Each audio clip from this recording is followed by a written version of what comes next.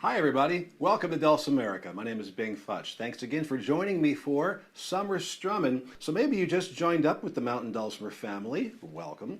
Or maybe you're just kind of looking to get into some fundamentals and look back at everything you've learned so far before moving on to some new adventures. So I figured we'd go on to some fundamentals, take a look at some basic strumming, which we did 2 episodes ago. We looked at 2/4 time, 3/4 time, and 4/4 time. We strummed through them each. We looked at putting accents in there to make them feel a little bit different. We also looked a little bit at moving some chords around as well, using those different time signatures. So I wanted to wrap things up in the month of August with another study of moving some chords around and using some of our rhythms.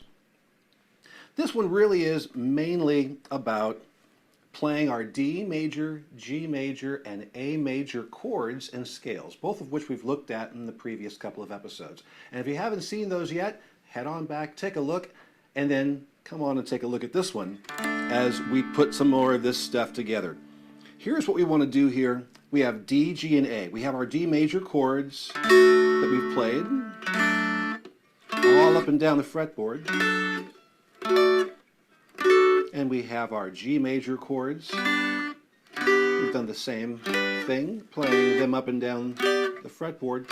And an A, there, and A major, and all of its different grips, all up and down the fretboard. We talked a little bit about bar chords. Bar chords is where you take a finger and you place it on each string all the way across the fretboard. You're pressing down on all the strings. So if you were to draw a line connecting the points where your fingers are located, it would look like a bar or a dash. There's another reason for calling it a bar chord, but that's probably the easiest way to think about it. So bar chords, anywhere you are putting fingers all the way across one single fret. That includes strumming your mountain dulcimer open. 3 imaginary fingers holding down your open strings that way. And then we can bar all the way up on every single fret we have, even if it's the 1.5 fret.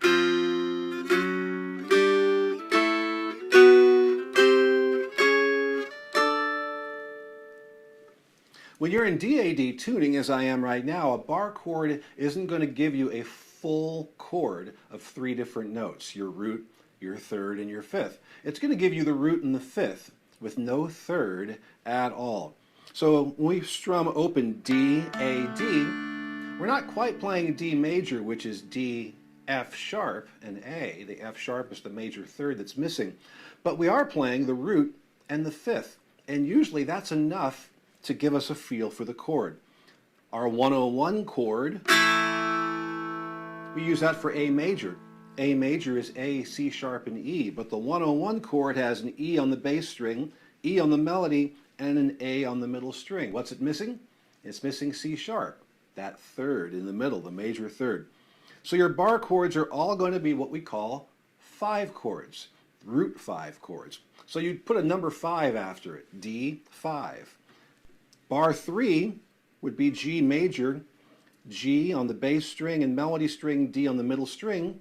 We're missing a B as the major third, but that's okay because if you play a bar 3, that will work as a G major shorthand, basically. If you don't touch any strings at all and strum all the way across the strings, you have a D or a D5. If you bar across the 4th fret, you'll get A on the bass string, and on the melody string, you'll get E on the middle string, no C sharp, and that will work as A major.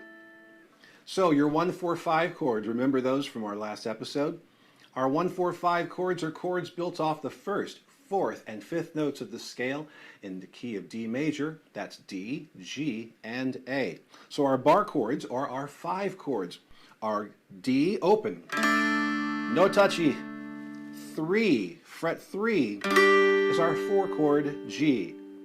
And then bar 4, bar 4 is A, our 5 chord, going back to open, that's home or the 1 chord. D major 1 chord open, G major 4 chord 3rd fret bar,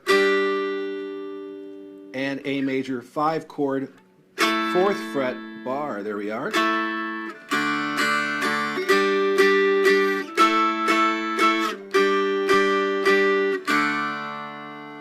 So I called this whole series Summer Strummin', and I haven't done this one time. It's a travesty.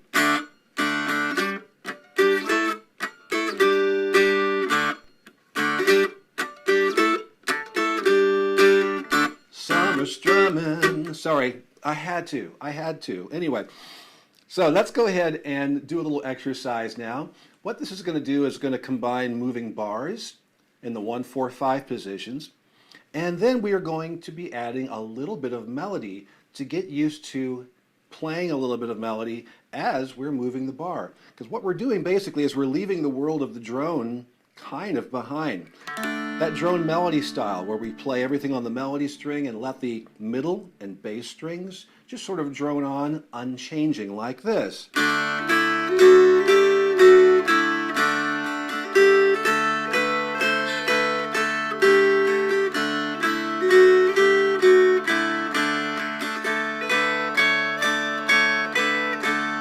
That in itself is a good exercise just for practicing moving melody along with the drone.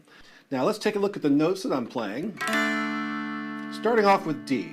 The notes of the D major scale are D, E, F sharp, G, A, B, and C sharp. 7 different notes, and we tend to play, or we usually play, the octave, which is the note we started with, but 8 notes higher. Octo is Latin for the word 8. But 7 different notes exist. So in D major, we're going to play this open strum, and then we're going to play D, E, F sharp, G, and then walk right back down F sharp, E to D. So like this, strum.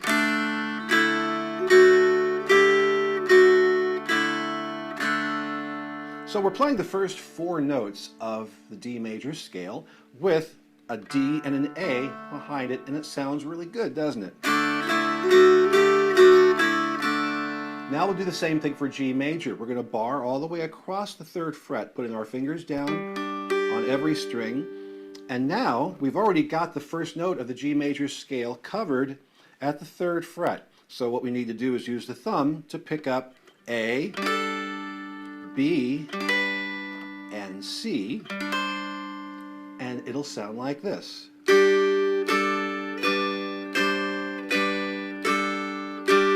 Because I'm going all the way across with the bar, I'm already touching this note, G, then A, B, C, and then we walk it right back down again.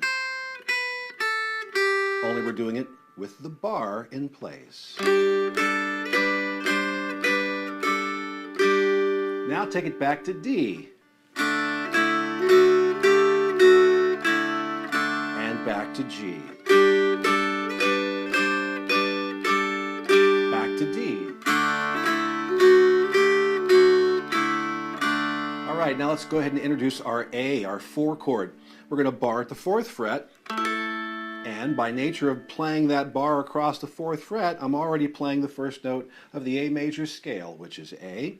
So we're going to play the first 4 notes of A, as we've done with the key of G and the key of D, or the G major and D major chords. A, B, C sharp. Really important, we want to make sure we're playing C sharp and not C natural at the 6th fret, but C sharp at the 6.5 fret, and then D at the 7th fret, the first 4 notes of the A major scale. And we will do that with the bar going all the way across the 4th fret. We're already hitting the 4, or the A, here. So we just strum all the way across all 3 strings. We have our A, put the thumb down. There's our B, C sharp, D, and back down again. So there's A major, or an A5 bar, with the first 4 notes of our scale.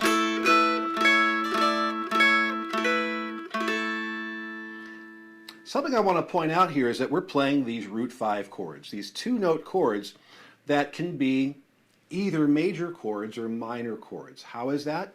Well, major chords and minor chords are built somewhat similarly. I'll use A major as an example here. This is an L-shaped A major chord. I've got A on the root, on the bass string, C sharp at the 6.5 fret, that's the major third, and E, the perfect fifth, is on the middle string. So I've got A, C sharp, and E. All three notes for A major. Now, this C sharp here, right below it, as I just mentioned, we've got a C natural at the 6th fret. So if I take the major third, because it's the distance of a major third away from the root, the distance between A and C sharp is a major third. So if we make that interval, that distance, smaller by moving the thumb down to the 6th fret, we're no longer playing a major third interval, we're now playing the shorter and slightly more sinister sounding minor third interval. See, doesn't that sound kind of spooky? And doesn't this, if we go back up to the 6.5 fret, sound happy and shiny and not quite so spooky? It's a difference of 1/2 step. That's it. Pretty amazing, the difference between this sound and the relationship between those two notes and this sound and the relationship between those notes. Now, that's just a relationship between two notes. Let's put it in the context of a chord. Here's A major with the major third interval. And now we'll do the minor third interval. Here's A minor. Wow, what a difference, huh? From a happy, lovely, and uplifting chord to something a bit more serious involved there. And all we're doing is changing one note, a 1/2 step, back and forth. Now take that 1/2 step, take the major third or the minor third out of the picture entirely, and you're left with the root 5 chord. That's why the root 5 chord will work for either a major chord or a minor chord, because there's no third in there to define which of the chords it is. So it's real handy to know that. Someone says, hey, you're in DAD tuning, you're playing a mountain dulcimer, let's do a song in B major. Typically you might say, I can't play B major, I don't have a D sharp. But now you can go bar 5, let's go. And you can do anything you want to. So if you're playing very, very basic 1, 4, 5 tunes, if you've got the bar chords for the 1st, 4th, and 5th notes of the scale, you can play the tune, basically. And that opens up the mountain dulcimer world quite a bit in terms of what keys we can play in with other people. And that makes other people want to play with us a lot more. All right, so just to recap, we've got our open strum for D major, and then we're going to play the first 4 notes of the D major scale.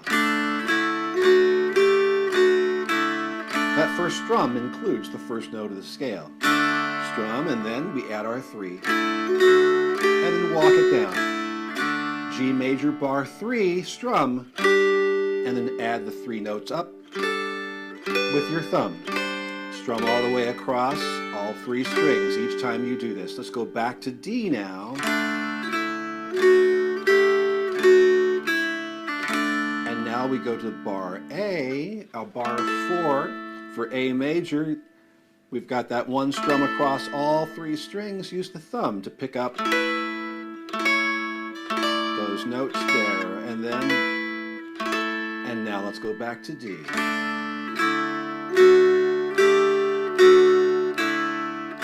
To G major.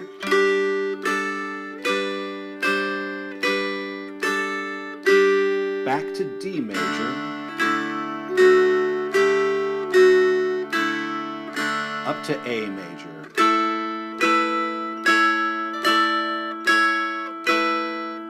Back to D and repeat.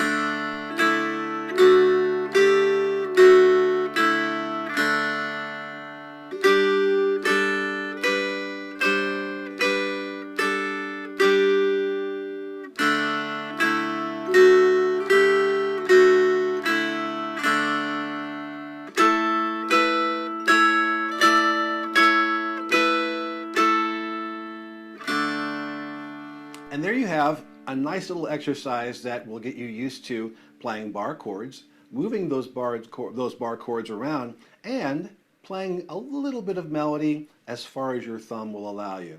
Just practice this over and over again, and this is building muscle memory that will give you literally the keys to the kingdom, and you'll be able to repeat these movements in a lot of other different ways for lots of other different types of effects. So, thank you very much for watching. If you'd like to see more, or if you'd like to see something in particular, drop me a line at bingfutch@yahoo.com. And I'd like to announce officially today that just anyone who is really truly interested can now go over to patreon.com/bingfutch and join my Patreon for free. What? So it's a great way to try before you buy. Check out patreon.com/bingfutch and sign up today, where you can get a lot more info on what's happening inside my community there and what's going on every single week. Thanks again, everyone. I'll be back next week, with some more interesting tips for the mountain dulcimer. We'll see you then.